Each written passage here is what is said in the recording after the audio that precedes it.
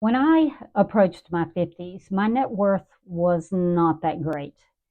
I saw it nearly cut in half in my 40s during the 2008 financial crisis.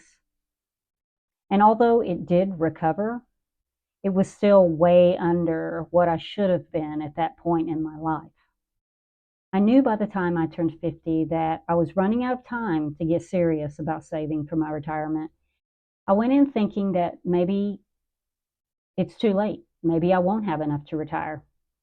But I knew that I could make some kind of difference instead of staying on the same trajectory that I'd been on, which was just saving the bare minimum to my 401k, just enough to get the match.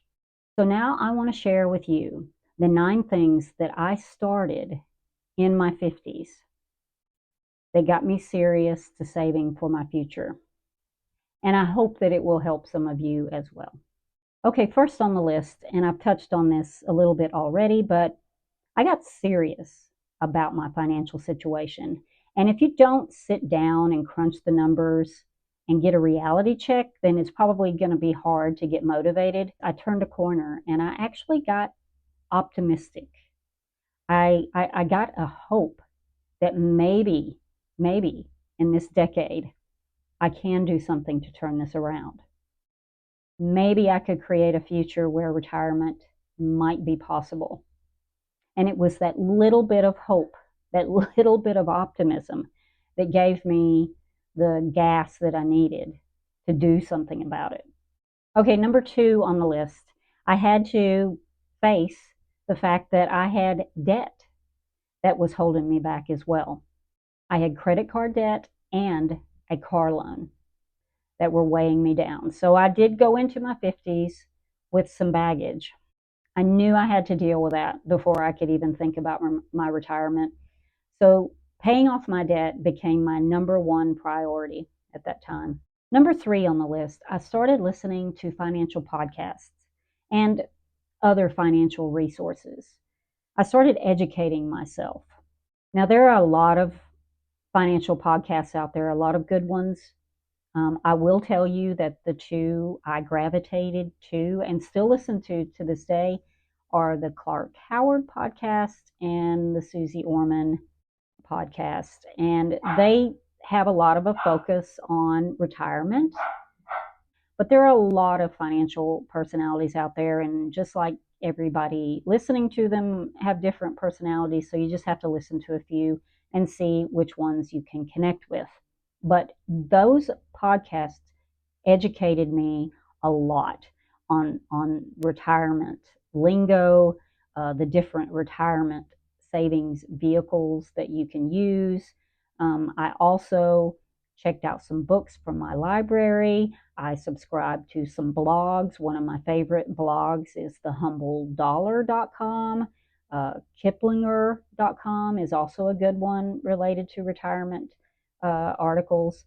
So that was the third thing that I did. I started educating myself because up until that point, I had no interest in retirement topics, but I developed that interest and it became almost like a hobby for me. Number 4 on the list, every bit of extra money that I received went toward paying off my debt. And when that was done, it went toward saving for my retirement. I have a cashback card and I get cash rewards every month. I started a small side hustle, and every penny that I earned from that went into opening a Roth IRA for the first time. Any tax refunds that I received, there was stimulus money a few years back. I think we all remember that. Every bit of money that I got my hands on, it went into those IRA accounts. And also around that time, I started upping my contribution percentage to my 401k with my employer. Number 5 on the list is I purposely enrolled in a healthcare plan that made me eligible to open an HSA account. Now, not every healthcare plan is HSA eligible. There's some criteria that has to be met. And one of those is it has to have a really high deductible. I opened an HSA account at the same brokerage firm that I have my Roth IRA, and I started putting money aside each month. And when I first started, it was just a small amount that I could put in every month. But as things happened and I was able to devote more and more to that, I did. Now I want to say that HSA accounts are great for saving for retirement. I won't go into all of the details and the benefits of them. They do have a triple tax benefit, which makes them supreme to just about everything else out there. You have to use them to pay for medical expenses to get that triple tax benefit. The way I'm using mine is I'm not using mine to pay for medical expenses now. I'm just putting money in, I'm letting it build up and grow. And then I intend on, when I do retire or when I get on Medicare at 65, you can use your HSA account balance to pay your Medicare premiums. You can save receipts from years back and reimburse yourself for those all at once as well. So an HSA account, if you're eligible for it, I really recommend. And like I said, you can just put small amounts in there and build it up. Now, there was also one other thing that I did with my HSA.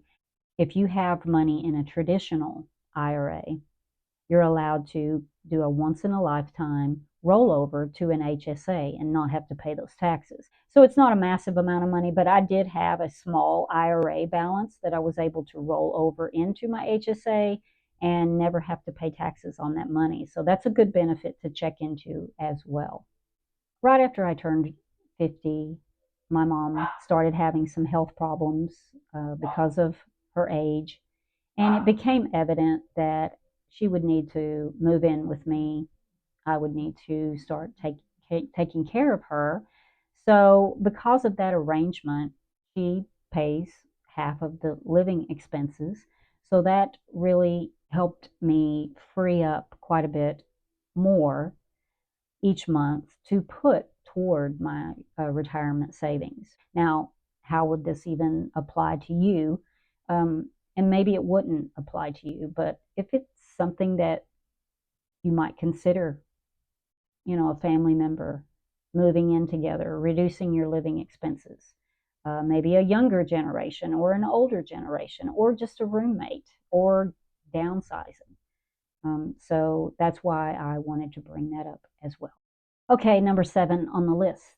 Another side effect from becoming a caregiver was I was no longer free to travel like I had been doing before that. So in my 40s, I caught the travel bug, and I'm really frugal. I'm a frugal traveler, but still, even as frugal as I was, traveling is very expensive. I've saved quite a bit of money by not traveling. Now, again, you may ask, well, how can I apply this to my current situation? Well, you could travel less. You could spend less on entertainment expenses if that is a category buster for you. There's some discretionary spending that maybe you could take a closer look at. When you're in your 50s, Gen Xers, the time is running out in order to save for your retirement and to also get some growth and some compounding in there before it's too late. So if we're going to do any saving, if we're going to do any cutting to our budget, we've got to start thinking about doing it now. Okay, number 8 is I started using internet tools and started seeing, forecasting what my situation could look like if I saved a certain amount of money. The first place that I went to my Social Security. I think it's a ssa.gov website. You set up a My Social Security account. And once you've done that, you can look at your Social Security earnings and your statements, and they'll even project what your future Social Security checks will look like. And you can play with the age, whether you claim at 62 or 64 or 65 and a half. You can look at all the different ages and see what those checks will look like. And once you get an idea of that, that gives you a whole lot of knowledge that you hadn't had at that point. So, and knowledge is power. But also online, there are other calculators and other tools. A lot of the brokerage firms will have robo advisors on there, Vanguard, Charles Schwab, Fidelity. They all have calculators and tools that you can plug numbers in, and they'll give you good scenarios, bad scenarios, how things could play out for you. There are other tools online, so I suggest searching those out, putting in some numbers to see what kind of goals you need to set for yourself. Give yourself a realistic view, and that helped me a lot to see that maybe it is possible if I really just dig deep and find all the kinds of different ways that I can save extra money. Okay, number 9 on the list. I began investing more aggressively. My Roth and my HSA, they are currently at 80% stocks and 20% bonds. Now, for my age, late 50s, uh, most financial advisors probably would not advise me to be that heavy in stocks. And I can't recommend that for you either. It's something that I'm okay with, I'm comfortable with it. I will, take that risk. I want to make up for lost time. Now, there's a little rule out there on the internet. I'll link it in the description below so you can see it for yourself. But to try and kind of get an idea at your age how you should be invested, there's a simple rule of taking your age and subtracting it from 100, which in my case would be 42. So according to that rule, I should be 40% stocks, 60% bonds. And for me, that's just way too conservative. I don't think that I would get the growth that I want from that at all.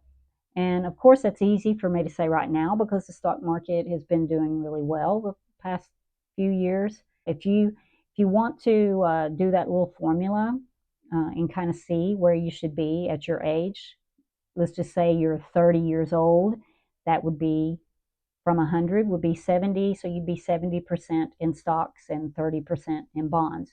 Now, there will come a time when I'm closer to retirement or when I do retire that I'll take a large chunk of whatever I end up with and I'll get that out of stocks and put it into more conservative um, saving investment vehicles.